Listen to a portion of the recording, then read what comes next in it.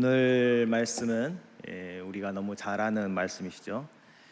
오늘은 이 바울이 빌립보 교회 성도들에게 항상 기뻐하라 이렇게 권면을 했는데, 이 말씀이 가진 울림, 빌립보 교회 성도들이 이 바울의 서신을 읽었을 때 그들이 어떤 울림을 가졌을까, 어떤 감동을 받았을까, 이것을 이 빌립보 교회와 이 바울과의 관계 속에서 같이 한번 살펴보려고 합니다. 그래서 오늘 설교 제목을 울림이라고 해봤습니다. 빌립보 교회는 이 바울에게 칭찬받는 교회였습니다. 이 바울에게 칭찬받는 게 쉽지 않은데, 바울은 빌립보 교회를 정말 극진히 칭찬했습니다. 왜냐하면 빌립보 교회의 그 믿음과 사랑과 헌신을 바울이 너무 잘 알고 있었기 때문입니다. 빌립보서 4장 14절에 보니까 너희가 내 괴로움에 함께 참여하였으니 잘하였도다. 그 다음 15절에 주고받는 내 일에 참여한 교회가 너희 외에는 아무도 없었다. 16절에 가니까 데살로니가 있을 때에도 너희가 2번이나 나 있을 것을 보내주었다. 빌립보 교회는 바울의 그 전도 사역과 바울을 가장 많이 도왔던 교회였습니다. 빌립보 교회가 풍족했거나 또 부자여서 바울을 도왔던 것이 아닙니다. 고린도후서 8장 2절에 보니까 이렇게 나와 있습니다. 제가 읽어드리겠습니다.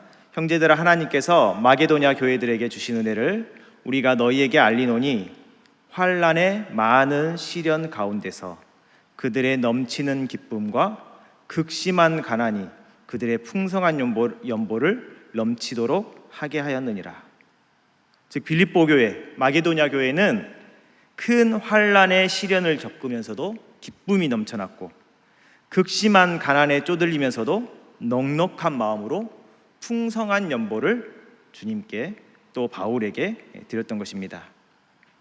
그래서 바울은 이 빌립보 교회의 그 사랑을 너무 잘 알고 있었습니다. 그래서 이 빌립보 교회에게 특별한 축복 기도를 해줍니다. 그것이 빌립보서 4장 19절에 나와 있습니다. 이것은 축복의 기도이니까요, 우리 같이 한번 읽어볼까요? 시작. 나의 하나님이 그리스도 예수 안에서 영광 가운데 그 풍성한 대로 너희 모든 쓸 것을 채우시리라. 아멘. 바울이 이렇게 노골적으로 이 축복해 준 교회가 있을까요? 빌립보 교회에 딱 한 곳밖에 없습니다. 아무런 조건 없이 하나님께서 너희 모든 쓸 것을 넉넉하게 채워주시기를 기도하고 있습니다. 고린도후서 9장 8절에 가면 이 고린도 교회에게도 이 축복 기도를 해주는데, 이때는 이제 중심 강조점이 다른 곳에 있어요. 제가 한번 읽어드리겠습니다. 하나님이 능히 모든 은혜를 너희에게 넘치게 하시나니 이는 너희로 모든 일에 항상 모든 것이 넉넉하여 모든 착한 일을 넘치게 하려 하심이라. 강조점이 어디에 있습니까? 모든 착한 일을 넘치게 하려 하심이라. 그러니까 너희들이 지금 풍족한데 왜 착한 일을 넘치게 하지 않느냐라는 이 권면의 말씀인 것이죠. 순전히 물질의 풍성함만을 구하는 축복 기도는 이 빌립보 교회에게만 해 주었습니다. 왜 그랬을까요? 빌립보 교회 성도들은 환난과 시련을 당해도, 궁핍하고 가난하고 어려워도 작은 예수가 되어서 늘 이웃을 돕고 가난한 사람을 섬기는 사랑의 헌신자들이었기 때문입니다. 그래서 바울에게는 확신이 있었습니다. 그들에게 물질이 더 풍요로워졌다면, 더 풍성한 은혜를 누린다면 반드시 하나님을 위해 더 큰 일을 할 것이다. 바울에게는 이런 확신이 있었어요. 그들이 당연히 더 섬기고 더 헌신하고 더 큰 일로 하나님께 영광 돌릴 것이라는 그 확신. 그래서 그 확신 가운데서 바울은 빌립보 교회를 위해서 특별한 축복 기도를 해 주었던 것입니다. 이런 기도를 해주고 싶은 이 성도가 넘쳐나는 우리 교회가 되었으면 합니다. 빌립보서를 쓰고 있는 바울은 지금 감옥에 있습니다. 바울과 빌립보 교회는 유독 이 감옥이라는 이 매개로 잘 연결되는데요. 이 처음과 끝이 또 이 감옥과 또 연결되어 있습니다.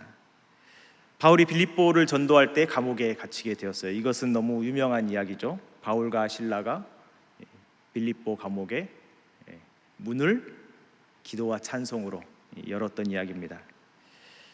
사도행전 16장 29절 이하에 나와 있죠. 이때 감옥 문이 열리고 간수가 자결하려고 했을 때 바울이 그 간수를 전도합니다. 간수가 등불을 달라고 하며 뛰어들어가 무서워 떨며 바울과 실라 앞에 엎드려 그들을 데리고 나가 이르되 선생들이여 내가 어떻게 하여야 구원을 얻으리까? 이르되 주 예수를 믿으라. 그리하면 너와 내 집이 구원을 받으리라 하고 주의 말씀을 그 사람과 그 집에 있는 모든 사람에게 전하더라.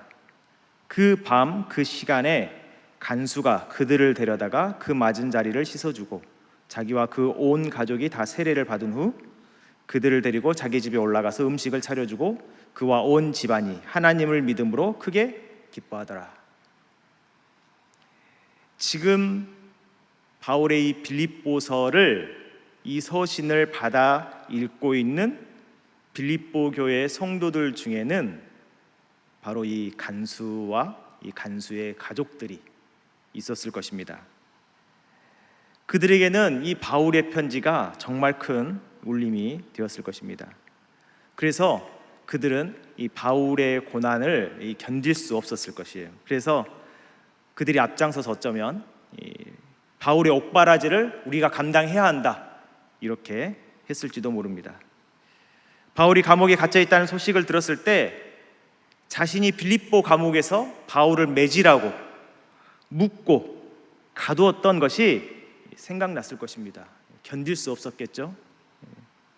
그래서 빌립보 교회는 에바브로디도를 파송해서 바울을 섬기도록 합니다. 바울의 옥바라지를 한 것입니다. 빌립보서 2장 25절 이하에 보니까 에바브로디도를 너희에게 보내는 것이 필요한 줄로 생각하노니 그는 나의 형제여 함께 수고하고 함께 군사된 자요 너희 사자로 내가 쓸 것을 돕는 자라. 그러니까 빌립보 교회가 사자로 에바브로디도를 파송해서 바울의 쓸 것을 돕게 했습니다. 2장 30절에 보니까 그가 그리스도의 일을 위하여 죽기에 이르러도 자기 목숨을 돌보지 아니한 것은 나를 섬기는 너희의 일에 부족함을 채우려 함이니라. 즉 에바브로디도가 바울의 옥바라지, 바울을 섬기는 일을 너무 열심히 하다가 죽을 병에 걸리게 되었습니다.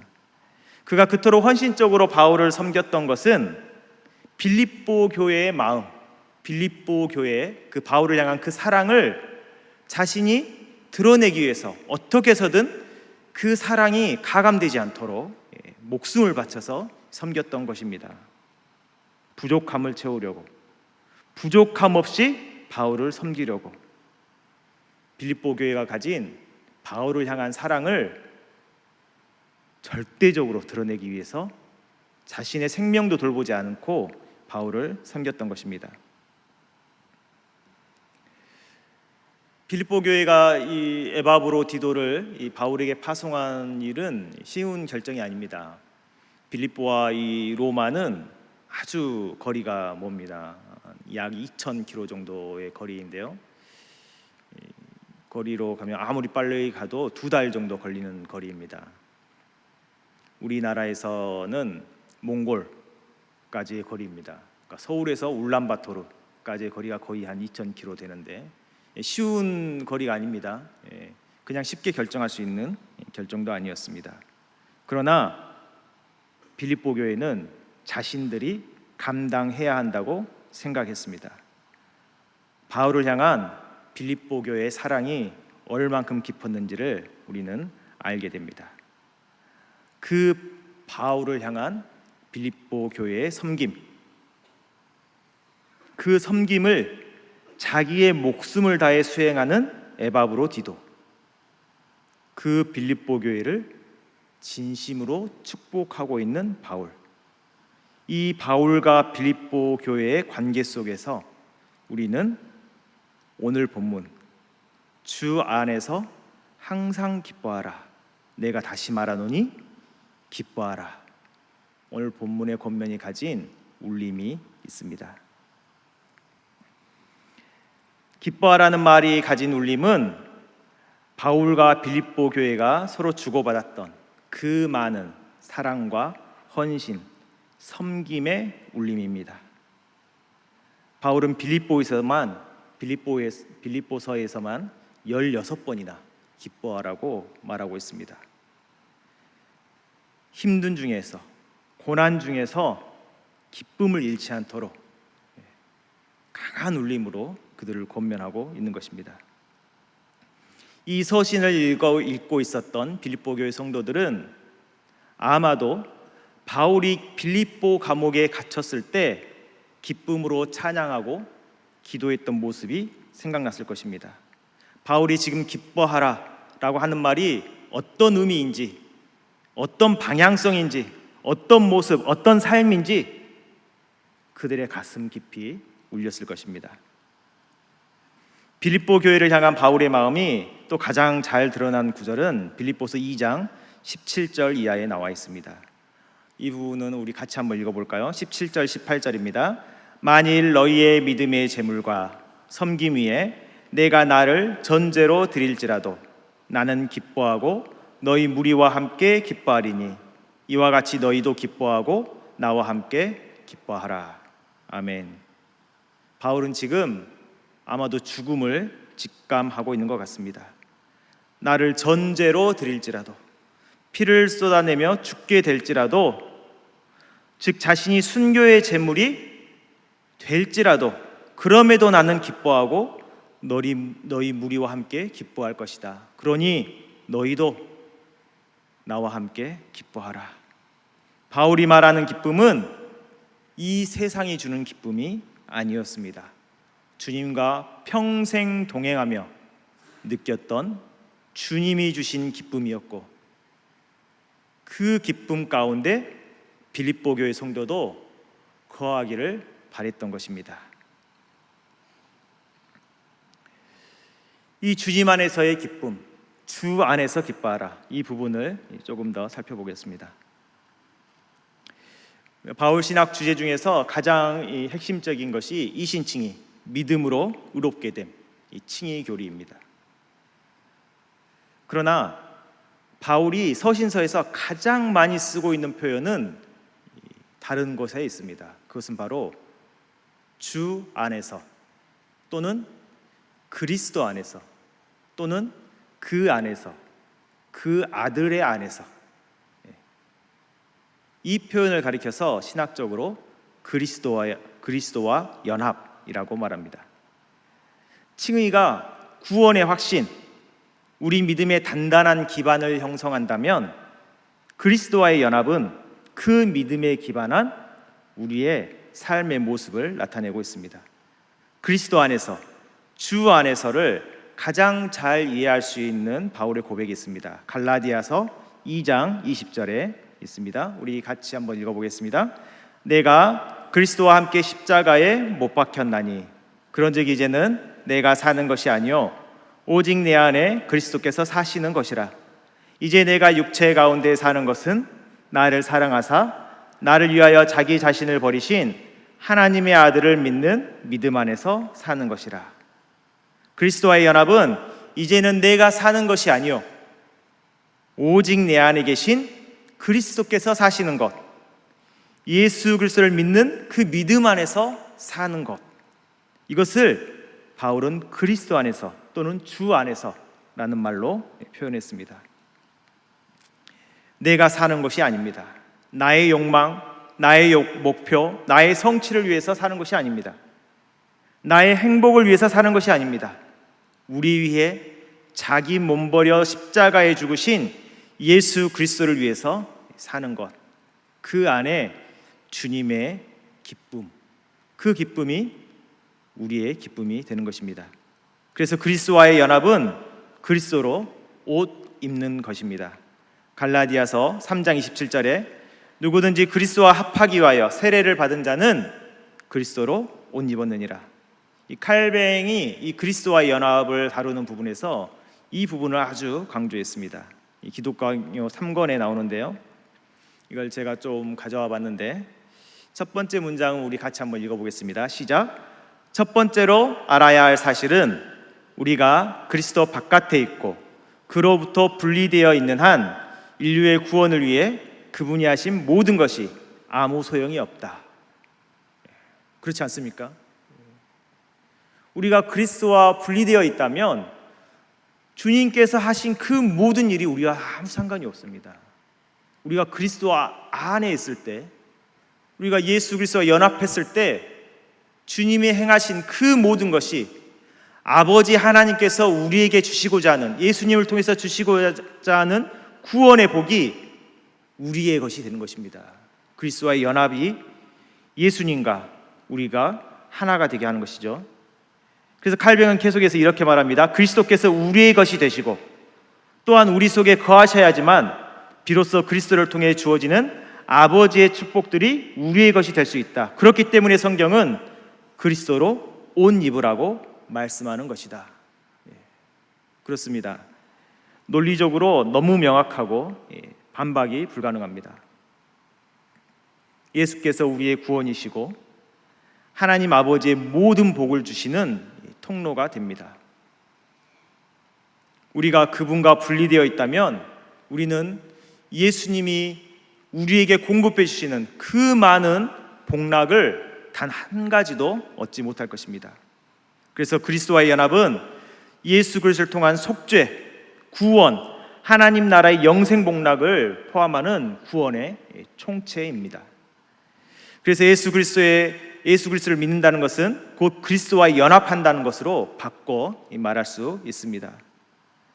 구원하여 주심, 영생을 주심, 거룩하게 하심, 하나님의 은혜를 주심, 화목해 하심, 자유를 주심, 모든 신령한 복을 주심, 용서를 받음, 하나님으로 공급받은 모든 것을 다 포함하는 이 그리스도와의 연합, 우리 신앙생활의 총체인 것이죠. 그렇습니다. 예수님과 더불어 사는 우리 삶에 이렇게 많은 은혜와 복을 누리며 산다는 것을 깨달을 때 우리는 주 안에서, 바울의 권면대로 주 안에서 기뻐할 수 있습니다. 이 세상의 풍요 때문이 아니라 주님 때문에 기뻐할 수 있는 것입니다. 바울의 권면이 우리의 삶에서도 울림이 되려면 어떻게 해야 될까요? 우리도 주님만으로 기뻐하는 삶을 살아야 될 것입니다. 그래서 바울의 이 권면은 주 안에서 기뻐하는 성도에게 축복이 됩니다. 빌립보 교회 성도들은 어려운 중에서도 늘 주님께서 원하시는 삶을 살았습니다. 너희는 주님께 기쁨이 되는 존재들이다. 너희는 주님의 기쁨에 참여한 성도이다. 너희는 그 기쁨 안에 항상 거하게 될 것이다. 이런 축복을 담고 있습니다. 빌립보 교회의 성도와 바울은 오직 우리 주 예수 그리스도를 말미암아 기뻐하는 삶을 살았습니다. 그들의 믿음이 사라지지 않는 한 그 기쁨은 그 누구도 빼앗아 갈 수 없습니다. 우리도 빼앗기지 마시기 바랍니다.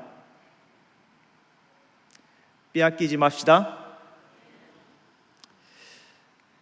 오늘은 사도 바울이 빌립보 교회 성도에게 주 안에 항상 기뻐하라 라는 그 말씀이 가진 이 울림을 살펴보았습니다. 우리가 사는 세상은 정말 풍족해졌습니다. 그러나 세상은 더 삭막하고 또 거칠어진 것 같아요. 포악해지고 비정해지는, 그래서 참 이 세상에서 기쁨으로 산다는 것이 쉽지가 않습니다. 그래서 오늘 바울의 권면이 우리에게도 큰 울림이 되기를 원합니다. 이 세상에서 기쁨을 찾지 말고 주 안에서 기쁨을 찾는 우리의 삶이 되기를 원합니다. 그리스도와 더불어 먹고 마시며 기뻐하는 삶, 이 기쁨은 그 누구도 뺏을 수 없는 기쁨인 것을 믿으시기 바랍니다. 기도하겠습니다.